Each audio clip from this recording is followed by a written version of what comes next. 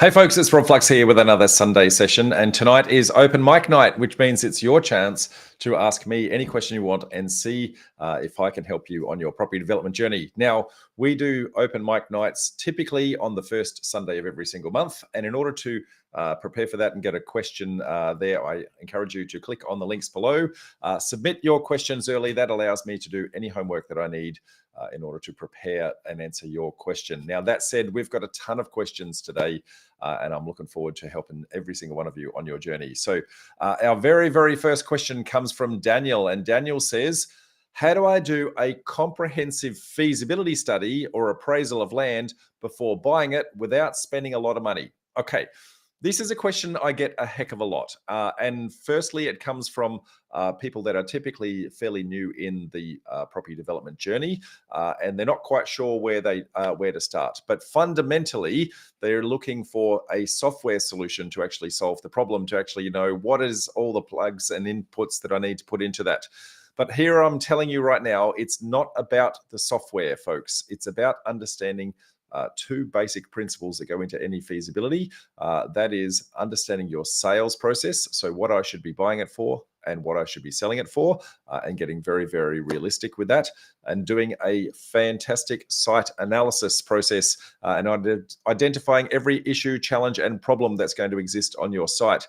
And it's the site analysis one that a lot of people, I guess, get wrong. They miss the problems that are going to show up on their site, and because they miss that, that means that that the problem is always going to be there, but the feasibility never actually captures the issue. Now, once you identify the problem, you can then go talk to your appropriate consultants and say, what's it going to cost me to actually solve the problem? Now, having said all of that, whilst I said it's not about the software, I have some software. It is called QuickFeaso, and it uses the three-step process that I use inside my property development formula program, which is a 10-minute check, a 2-hour check, and a complete due diligence check. So the 10-minute check will give me order of magnitude. Should I even bother putting any more effort into this process? Excuse me. So that's order of magnitude. So are we close to the profitability? Are we within range to make that actually worthwhile? The 2-hour check is then identifying all the issues, challenges, and problems that we're actually going to find on the site at a very, very high level, and talking to our consultants. And the third stage, the due diligence stage, is then every single issue and challenge fully quoted down to the dollar accurate. Okay.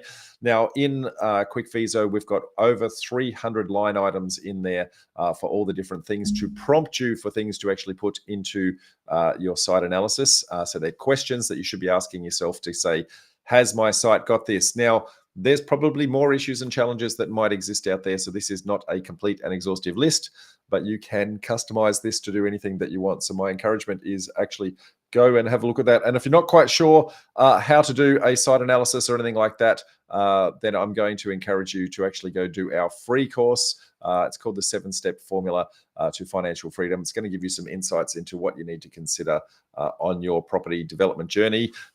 It's not a complete course in going to teach you how to be a complete property developer, but it's going to give you all the insights into the things that you should be looking for. So that is your starting point. The other thing that I would encourage you to do, come along to one of our networking events that we run all the way around the country. We run these in Brisbane, Sydney, Melbourne, and Adelaide. You can turn up to these physically, and you can also live stream them no matter where you are. So lots of ways to come in and say, for my particular problem, has anyone seen any outcomes on that? So they're kind of the insights that I'd give you, Daniel, in how to start the process. But functionally, you need a sales research tool. So RP Data, Price Finder, National Property Data, they're the sales research tool that's going to give you what should I buy it for and what should I sell it for. Be very, very realistic with that. And your site analysis, identify all your issues, challenges, and problems. And again, be very realistic with your problems, because what if you get if you've got a range, it could be somewhere between 5 and 10, and you always go at 10. And then on top of that, you then put contingency, you put fat on top of fat. So be very, very realistic with your numbers and get those numbers from your consultants. If they give you a range, go right in the middle, mate, and that will help you massively towards your journey. So hoping that helps you. Next question comes from Bill. Bill says, hi, Rob. Are there any online resources or websites where I can find the current market value in GFA, gross floor area, on a per square meter basis for residential mid-rise apartment developments across different suburbs in Sydney? Thank you for your help.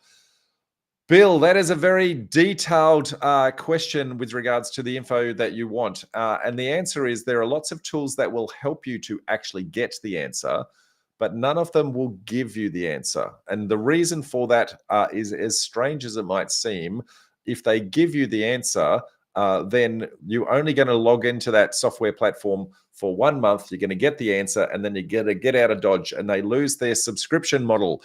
So they don't want that. They want to have a small amount of friction to encourage you to stay on their platform. So all of them have the tools and resources to give it to you, but they're not going to go to the level of detail that you want. Please understand their business model. So I guess what you're going to need is a combination of tools here. Firstly, you're going to need a sales research tool. So that could be Price Finder, it could be RP Data, and that is to understand what things are actually selling for in the area. And you're also going to need a development research tool. So that could be an Archistar, a Stash, a Land Checker, those sorts of tools. So to actually understand what is capable on the site. Then you also want to be understanding, I guess, using the sales research tool, see what has actually sold, and you're looking at the floor plans of the finished product. If you also do some research on the development approvals in the area, you'll actually get the floor plans for each of the properties, and typically those floor plans will actually have the dimensions in there in order to actually understand your GFA. So it is a little bit of work, but there is nowhere that you're going to get the absolute answer, I'm afraid. It is nothing but hard work, Bill. I wish there was a better way. And as I said, it's not because the information isn't there. It's because there is no incentive for the software providers to actually give you the answer. Otherwise, you'll never stay on board. So nothing but hard work, I'm afraid, mate. But know that it can actually be done. Next question comes from Andrew. Andrew says, my partner and I are looking to get into developments. We've previously flipped 2 homes, subdivided a 1 into 2 as an owner builder twice, but now we have maxed out our current borrowing capacity, and as we have passively invested in 2 other developments. What advice would you give me moving forward without selling our principal place of residence to release funds? Is using other people's money a realistic option? Andrew, great question, mate. So firstly, it sounds like you're investing in other people's deals. So there's a little bit of patience. Just wait for those deals to actually come back, or reach out to those developers and ask when those funds will actually be returned. It's going to take you some time to actually find a deal in the first place. And so what you might find is by the time you find the deal, those deals may have actually given you back. So that's the easy answer. Okay. The other part to this, though, is to actually start to think very, very differently. Okay, this is a common issue and challenge that I get because we've all been indoctrinated in using our traditional residential lending model, because all the banks have told us that this is the only way that we can actually get money, and that is using our serviceability with regards to proving to the bank that we can borrow and keep the property for a 20 or 30-year term. Okay, now when we start to do that, and that's where you're saying you're maxed out on your current borrowing capacity because you're trying to use residential lending. Okay, now residential lending not only has a capacity with a limit with regards to your borrowing capacity, but also has a limit and a glass ceiling with regards to how many dwellings you can do in a development as well. So, and that is a maximum of 3. So typically you're going to cap out in your residential lending space very, very fast. Now there are 2 alternatives to actually start to think here. So alternative number 1 is start to look at commercial lending. So commercial lending looks at the profitability of the deal, and it doesn't look at your borrowing capacity per se, but rather it looks at the deal itself. Is the deal profitable? And if the deal is profitable, and so long as you've got some equity to ensure that that lender has security in their deal, then that is going to allow you to actually do the deal. And in using the commercial lending model, because they're not looking at borrowing capacity, they're looking at the deal itself. There is no ceiling with regards to the size of the deal. So that's how The big developers do 20, 30, 50 story high rises and the like, do entire suburb land subdivisions and that sort of thing, because the deal itself is manufacturing the profit. So the lender sees that. Now, of course, the capacity of how far you can actually borrow in that regard won't come down to just the deal. It'll also come down to your experience in running that sort of deal. So you might find a cracking deal, but because you've never done a deal of that size, they might mandate that you have a development manager or project manager that actually sits there looking over you. They might mandate that you have some education that sits behind you to make sure that you know what you're actually doing, those sorts of things. But commercial lending is one of the alternative models. The other alternative model, mate, is to actually look at one of the 7 low or no money down strategies to look at how do we do deals where we can actually control the property rather than owning it. Because if we control it and not own it, then it can bypass things like we don't need deposits and we don't need the serviceability element. Now, I'm not going to go into all 7 other than to say that there are 7 low or no money down strategies. And we are soon to be releasing a short course on those 7. So you can actually go into a deep dive on that. Now, when I say soon, it could be several months away. So for those of you out there who are wanting that instantly, it's not imminent, but it is not that far away. But know that we're actually coming out with that. Now, in those 7 low or no money down, I'm not going to go into every single one of them, but a simple example would be if you did a joint venture with the landowner, well, then the landowner is staying in the deal, so they're not selling it to you. And because they're not selling it to you, no deposit, no serviceability. If you did an option contract, okay, then you're deferring the purchase to a later point in time, and you could put a small option fee down in order to control that period of that property until such time as you can actually get your development approvals and go straight into commercial lending. If you did delayed settlement and early access, you might be able to have enough delayed settlement that you have enough time to run the deal in order to find investors for other people's money, or alternatively, maybe even finish the deal and sell the finished product before you even own it. So many, many, many ways to solve the problem. The point is to start to think differently. Now, if you want to learn about how some of those things work, I did touch on this one before, but we do have our 7-step formula to financial freedom. We touch on the 7 low or no money down strategies in that course. I'm going to highly encourage that you actually go and have a look at that. It goes for about half a day and is a very good framework to actually give you all the insights into what are some of the things that you need to do. Now, there's going to be a lot deeper knowledge that you actually need to go into. And as I said, we will soon be releasing a short course on those 7 low and no money down strategies.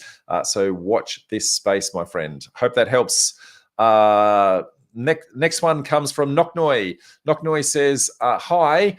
Not only am I a newbie, but I'm also an immigrant. So how can I start without any knowledge of Australian property? Knocknoy, there's a couple of things here that I would say. Firstly, as a new Australian, typically until you actually got Australian residency, you won't be able to borrow any money for the first 2 years until you've actually got that residency status. So whilst you've got that 2 years, I would highly encourage that you actually use that time to your advantage to start to learn, I guess, about the Australian property market and also how to do those 7 steps. So come to our events all the way around the country. That's a great place to start. That's going to give you some really good insights into different ways that you can actually do things. Also do that free course that I was talking about. Boy, I usually don't plug the free course that much, but today seems to be a whole series of these. Come to those. That's going to give you the insights, mate. And again, though, whilst you can't borrow from a residential lending perspective, that does not stop you borrowing from a commercial perspective, and it doesn't stop you doing the 7 low or no money down strategies that I just spoke to Andrew about. So there is plenty of opportunity for you to do that, but use this time to your advantage while you are not an Australian resident to actually start to learn the property development process. Don't be in a huge hurry, but know that there is solutions, and we look forward to seeing you at one of our upcoming meetups, mate. Next question comes from Bharat. Bharat says, I'm new to the industry and know nothing about property development. What would you advise for someone like me to get started building my knowledge base, and what strategies I should consider? Do you have recordings on previous sessions that I can subscribe to? Bharat, some of the things that I would actually touch on for you and probably also for Knocknoy previously, obviously, this YouTube channel, we've got a huge arsenal of content on this. Also, every single month, so every single event that we run all the way around the country, we also record. And so if you become an annual member, so becoming an annual member is about $250 a year, you can get access to all the recordings of all the industry experts and all the real deal presentations all the way around the country. So once you know what development strategy that you want to choose, you can then start to research all of those. Now, the key thing in all of that is what you said is what strategy should I consider? Now, I have a personal bias here. There are many, many different, types of property developments. Okay, so firstly, there's different verticals. So there's commercial, there's industrial, there's retail, and there's residential. And I tend to lean towards residential. And the reason why I do that is because there's 27 million people that need a roof over their head. But there's only 2 million businesses that need a roof over their head. Now, of those 2 million businesses, 80% of those are people who work from home. So in either instance, 80% of those people are actually living in a residential home. So another reason why I do residential dwellings. And so then it's understanding, if I'm going to do residential, what are the different opportunities that sit in the residential space? So lots of different strategies that sit in there. You've got, knockdown rebuilds. You've got reno flips. You've got subdivisions. You've got townhouses. You've got apartments. You've got rooming accommodation. You've got NDIS. You've got a whole bunch of things like that. Now, for me personally, I tend to encourage people to consider only 3 of those. Okay, so subdivisions, townhouses, and apartments. And the reason why I suggest those 3 is because every single one of them has the ability to start very, very small and learn the skills with minimal risk and then step up a deal size. Then you can apply the knowledge from the previous project. And then once you do, so both apply the knowledge, both good and bad, and then step up another deal size and then step up another deal size. So as you start to get more and more skills, you're stepping up a little bit. Now, from a scalability perspective, subdivisions, you can do 1 into 2, you can do 1 into 4, 1 into 6, build a street, build a suburb, build a city, okay? So yes, you can build cities using land subdivisions. And there is proof point of that. A gentleman by the name of Maha Sinathanby, the city of Springfield outside of Ipswich, he did 1 deal, and that man is a billionaire doing a very large land subdivision, okay? So know that that is scalable. You can also do townhouses. You can start with a duplex, 4-pack, 6-pack, go to 10, 20, 30 townhouses. You can also do units. You can do units at grade. You can do, ground floor car parking and 2 stories above. You can do 5 stories, 10 stories, 50 stories, that sort of thing. So, so the difference is, are we scaling out or are we scaling up? Either way, we can start small and scale. So my encouragement to you, Bharat, is try to find one of those strategies. Like, go and look at that free 7-step formula course. Learn what some of those strategies are, the pros, the cons, the benefits of each of those, because every single one of them will have different pros and cons that may or may not suit your personal circumstances, and they might not suit your risk profile either. But my encouragement is those 3. That's kind of where I would start. Once you've done that, then become an annual member and research that particular strategy. And if you then really, really want to know even more, then we do have a 12-month education and mentoring program. It is called Property Development Formula. I'm not here to actually pitch that, but know that if you come to our website, I think I've got a link to that here. Here we go. If you want to research that one, we do offer a 12-month education mentoring program on that, but not here to push it. Just know that it does exist, mate. Okay, hoping that helps. Next question. Okay, next question comes from Tim. Tim says, I have a mortgaged property in my self-managed super fund, which is able to be development and at a significant net profit. But I don't have enough funds in my self-managed super fund to complete the development. Do you have any suggestions on how I might complete the development? I have completed 3 developments outside my self-managed super fund, and subsequently, I now have the construction crews that I trust and could potentially onboard if needed. Thanks for your advice and love your no bullshit authentic content. Thank you, Tim. Greatly appreciated, mate. Now, self-managed super fund, you are going to absolutely categorically need to get some expert advice on this. So what I'm going to try and give you here is educational in nature and not advice. You need to make sure that you go and talk to a financial planner. You also need to go talk to your accountant to make sure that what I'm going to tell you has validity and that you can actually do this. Now, because I can't give advice, my understanding is that your self-managed super fund is not allowed to borrow in order to improve the property. So if you had lots of cash in your self-managed super fund, then you could, as I understand it, develop that particular property, okay? But you are not allowed to borrow to improve the value of the property. Equally, you are not allowed to do a joint venture with yourself outside self-managed super fund and have no more than a 50% ownership of the combined entity. So you, the human, wearing one hat, and you, the human, wearing the self-managed super fund hat, if you combine them together, you can't have more than 50% control of that if you're going to try and use outside funds in doing that. So it does actually get quite tricky in actually doing it. Now, if you didn't own the property, then and you were just buying it in, there is a workable solution, okay? So the workable solution, we actually have mentioned on one of our most recent Sunday sessions, a company by the name of Supervest, and they will allow, a single contract process where they basically put a wrapper around this because you're not allowed to borrow to improve. You buy a single contract off of them, they put a wrapper around it, they do the borrowing to improve, and so you're basically buying the finished product, but they allow you the process of controlling that along the way. Okay, that has been tested through the ATO and has passed with private rulings and that sort of thing. The fact that you already own the property, though, I'm not sure how that can actually work. You may want to talk to them to see whether or not they could effectively buy it off you and then sell it back to you, maybe, I don't know. Or alternatively, have you got other funds that you may be able to contribute in because you can do, a 3-year bring forward rule. You may be able to contribute some funds in to bring some cash in so you don't have to borrow. So lots of different opportunities that might actually sit there.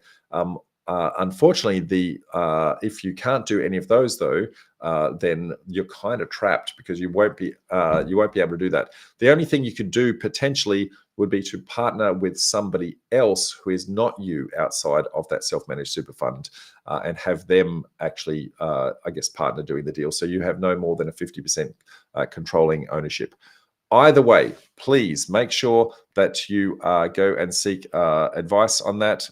And again, educational in nature only. You need to go talk to your accountant on this and potentially your financial planner as well, because self-managed super fund is one of those things that gets audited every single year, and their compliance on this is quite onerous. And if you don't do the right thing, it's not if you're going to be caught, it's because the audit is going to be there. If you do it wrong, they will catch you. So please, it is super important that you actually go and get the right advice. Now, hopefully that gives you enough to actually go and talk to your accountant about. Next one comes from Hayden. Hayden says, loving your content on your podcasts and your external podcasts with places like Pizza and Properties. Thank you, mate. I'm considering doing a duplex development and moving into one of the units once the build is completed. Would you consider building a duplex in the Central Coast region, particularly close to Shelley Beach? Also, when subdividing a block, what is the process of understanding if a particular block is subdividable? So look, there's a couple of parts to this, mate. So firstly, if you're thinking of moving into it, there's only 4 reasons to buy a property at all. Okay, 3 of them make money, 1 of them does not. So the 3 that make money: capital growth, cash flow, property development. Okay, the 1 that does not is lifestyle. Okay, so what you're looking for here is to blend the property development process with the lifestyle side of things. And so you've got to make, I guess, some key decisions here. One, is the deal profitable in and of itself? So if you were to sell that, would that deal actually make sense? And two, if it doesn't make, I guess, the 20% profit that we're aiming for, and let's just say it only makes 10, is that something that you're willing to live with because it's going to subsidize your lifestyle and you're willing to compromise on the profit side of things from a lifestyle perspective? Okay. So those considerations, you probably want to, I guess, firstly, talk to your accountant to make sure, I guess, the tax implications that actually sit behind that if you're going to be selling one side. And secondly, you're going to have to talk to your lender, okay, so a finance broker, in order to actually understand, will they allow you to do the subdivision and sell one side in order to subsidize that, knowing that they're going to get the long-term hold of the finished product? Because if they sense that you're doing subdivision with a view to sell, a lot of lenders can get very, very nervous. So you need to be upfront with them and tell them your intentions as you go. Now, with regards to the subdividable side of this is where it gets a little bit complicated, because you asked about a duplex and then subdividing. Okay, now slightly different terminology. The subdivision, and this is, it gets a little bit tricky from a terminology perspective. Typically, when people are talking subdivision, they subdivide the land and that's two-dimensional flat land. Okay, sometimes it's got a slope, but you get the concept. And then they build a dwelling afterwards, and typically that dwelling is a house, and that house, I guess, needs to then have side setbacks and rear setbacks and those sorts of things, but it is a house, okay? Or they go down the duplex path and they build the dwelling first and then they subdivide, but they subdivide down a shared boundary wall. So because your duplex has typically got a shared boundary wall, and you're subdividing three-dimensionally in what they called a building format plan. Okay, so in both instances, what you're going to need to do is actually understand your local council rules with regards to what they will allow if you go through a typical development application process, okay? But also, if you're thinking about the duplex side of things and then subdividing that afterwards and strata titling that afterwards, then you might also be able to take advantage of the New South Wales fast track approval process, which is called Complying Development Code, or CDC, and the rules for that are slightly different.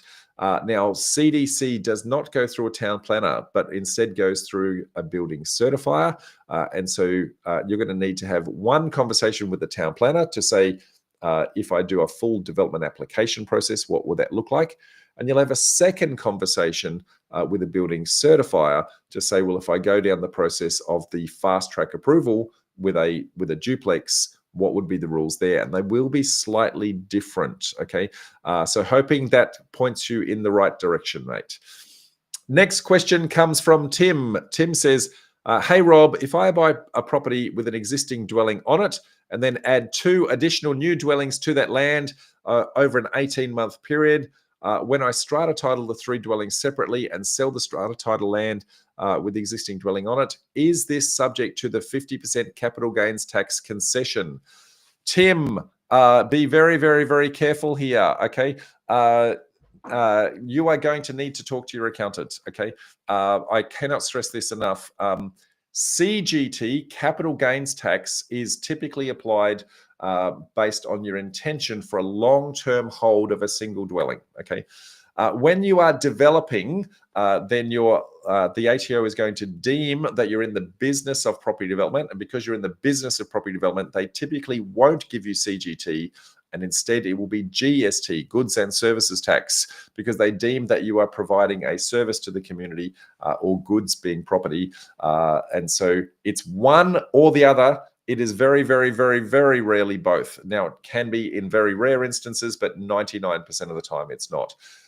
Please make sure you talk to your accountant with regards to that. But my candor would be, it is unlikely you would get the 50% capital gains tax discount, and instead you're more likely to actually need to to do GST, and then there's some implications with regards to what is called the margin scheme. So make sure that you talk to your accountant about both of those. Now, speaking of that, I know I've got a question about the margin scheme coming up, so I'm just going to pause on that for a moment. Okay. Narendra's got a question. I'm trying to buy a property under a self-managed super fund in Western Sydney. I have two options: a reasonably new property with small land, and/or a property with a bigger lot size. What do you prefer? Narendra, firstly, this is all about property investing and not property development. And so I'm here really to give you more guidance on the property development side of things. And I'm, because of some implications in the self-managed super fund that I touched on before, you've really got to look at what is your long-term intent of that particular property. Okay, always start with the end in mind. If your long-term intent is to only ever do this with regards to a long-term hold and capital growth and things like that, then you've got to look at what is the one that's got the most potential. Now, there's some great tools out there that actually will give you some insights into the current market growth of those areas. Now, nothing can predict the future, but they can give you some good insights into supply and demand and things like that. One that I regularly use is called DSR data, demand and supply ratio data. And so what that does is it looks at the suburb and says, what is the likelihood of this suburb actually growing as a whole based on the supply and demand? Now, the land component is the bit that grows the most. The house component is the bit that depreciates the most. Okay, and so when I look at the two elements that you're saying, small land size means a small amount of land to grow capitally, and you've got a brand new property which has the most amount of depreciation to actually occur. Now, if I look at the other property, then it's got a large block of land and a house that has already depreciated a long way. Okay, and so it's the land component that probably has the greatest potential for growth. Now, for me personally, I would be looking at, does that larger block of land also have other uplift potential that might be able to be applied there? So could that be subdivided? Could you put two townhouses on there, or a duplex, something along those lines, and then go talk to people like Supervest and see whether or not that's something that they could wrap that up for you right now, and say, well, because if you buy it now and try to do it later, it's a little bit tricky. But if you're planning up front, then you might be able to chat to them now and go, they might be able to wrap that up and turn that one large block of land into two dwellings that then grow with you over time. So have a think about that. Now, I can't say for me personally, I guess I did 20 years of buy and hold, and so for me personally, I'd be looking at the land component. But also, you've got to consider, when we've got the two properties, are they both equal? So are they both the same distance from amenities? Are they, is one closer to the shops and not the other? Is one closer to the transport and not the other? So there's a lot of factors that go into it. It's not just the size of the land and the age of the dwelling. There's a lot of other factors that go in. So is that area growing, and a whole bunch more. I know that hasn't solved your problem, but hopefully it's given you a lot more things to think about in that regard. Next one comes from AB, and this is the question I was talking about with regards to the margin scheme. He's saying, I have a 4-unit townhouse project that is ready to be built and was not aware that the GST margin scheme existed. If I purchase my site for 1 million and the total sales of my constructed homes is 4 million, what does this mean that I pay 10% on the 3 million? Being 300K. Is this correct? Is there any way to get around this? Question mark. Okay. Now, again, boy, am I saying this today a lot. You need to talk to your accountant. I cannot stress this enough. But GST, goods and services tax, if you do not use the margin scheme, then GST is charged on the sale of the finished product. So in this instance, you're saying $4 million. Okay, so $4 million, it'll be 1/11 of that. Okay, so not 10%, it's 1/11. Okay, so that is a very, very, very large number. The margin scheme, as you have rightly said, is the margin between the purchase price, in your instance, 1 million, and the sale price being 4 million. So the difference is 3 million. So you're paying 1/11 of 3 million. Okay. So it reduces the GST that you would actually be charged. Then in both instances, irrespective of how you do that, in both instances, you would then be able to claim any GST imputation credits. That is any GST that you paid to any consultants or building or construction or things like that along the way. They would offset that. So 1/11 of the 300,000 minus the GST that you've paid along the way, because that's deemed to be tax you've already paid. You can claim a credit on that. So it actually reduces the final outgoing GST, because the outgoing GST has already gone out the door previously. So the final bill becomes much, much less than that. So now that's basically the mechanism. You won't be able to avoid that. Now, the tricky part is that the margin scheme can only be applied if and only if you've got that in your sales contract, or you have a written agreement with your seller that they will actually allow that. Now, the easiest and best time to get that is in the sales contract time. If you sign a contract and forget to put it in, and then you go and ask them to do it later on, it is, I'm going to say 50-50 whether they'll actually sign up for it. So it is super important that you plan, if I'm going to be using the margin scheme, and I highly encourage that you should be using the margin scheme, that you put that into your sales contract. Please talk to your financial planner. And also talk to your, please talk to your accountant, I should say, about how to apply the margin scheme, and then talk to your solicitor about making sure that it's included in your sales contract. Cannot stress that enough, okay? Hoping that helps, and that also helps the earlier question that was regards to CGT and GST as well.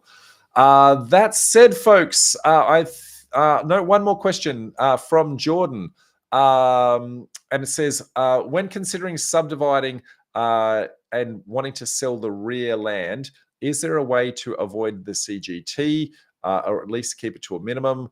And again, very similar concept, mate. CGT is not something that you can typically apply if you're actually adding value to the property. Again, cannot stress this enough. So many questions today about the tax side of things. Make sure you go talk to your accountant. CGT is only for long-term buy and hold, okay?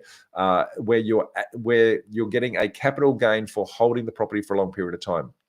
If you are forcing value onto the property through the property development process, then almost certainly it will not be CGT, but instead it will be GST. So please make sure that you go get the appropriate advice for that.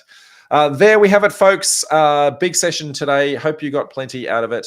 Looking forward to seeing you at our very next one.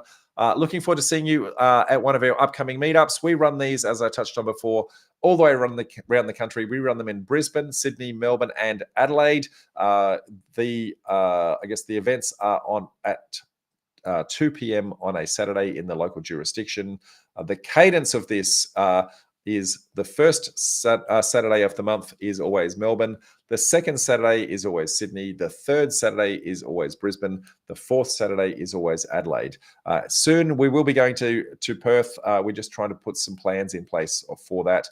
In all of those instances, you can turn up physically. You can also live stream, so you can actually turn up no matter where you're located anywhere around the country. So we effectively run about 45 events a year, and I am looking forward to seeing you at one of those upcoming events. Till then, folks, I'm going to say bye for